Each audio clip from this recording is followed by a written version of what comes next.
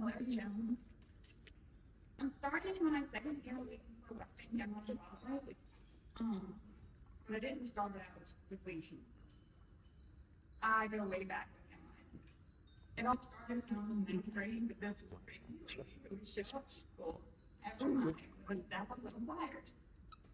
She would post them in the corner of the courtyard, and kids would flock toward her.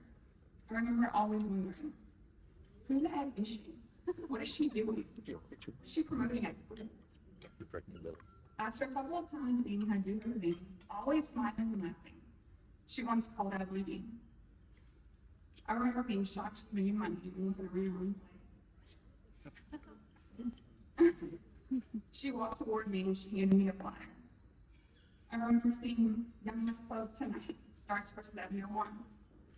A couple of questions that I had were, what's Young Life, number one? And number two, 701, why not 7 o'clock? She looked at me and she said, come find out. I blew it off a minute ago. But still, every Monday she would show up at school, and if she saw me, she'd call my name after 2011. I ran track in high school, and once it started, I became friends with the throwers. They were older than me, and they could drive. So they would take my friend Sophie and I to go eat after practice and things like that. Leaving practice on Monday, they told us that they were going to the Life Club. They invited us to come along. When we showed up to Young Life Club at some other elementary high school student's house, I saw Miss Kim and her husband, Mr. Root, who happened to be my business science teacher at the time, running in last minute with a group of other kids that rode with them.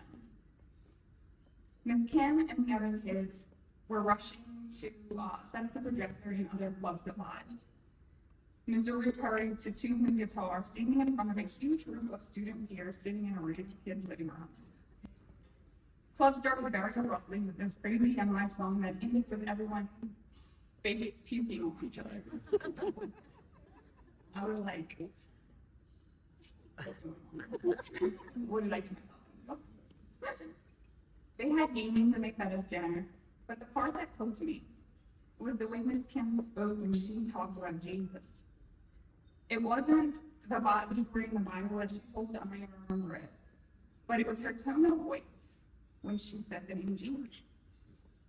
It was so soft, but so powerful. And she had a desperate undertone every time she said name, like everything inside her pleaded that we all heard his name and felt him the way that she did. I grew up knowing who Jesus was, but we didn't really go to church. I never heard anyone speaking about him like he was a real person. I believe with my whole heart that Ms. Kim spoke him into me.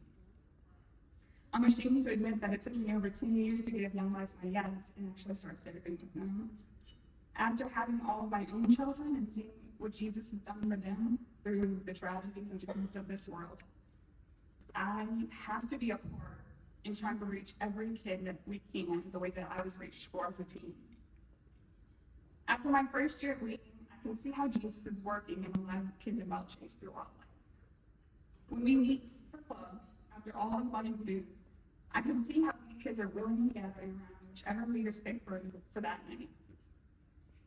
They sit there looking up, soaking in whatever story from the Bible is picked for that night, but most of all, absorbing and holding on to every single time in Jesus is spoken. I pray that every time these kids hear one of us speak the name Jesus, that they feel him like I felt him when Miss Kim spoke the name Jesus. Thank you.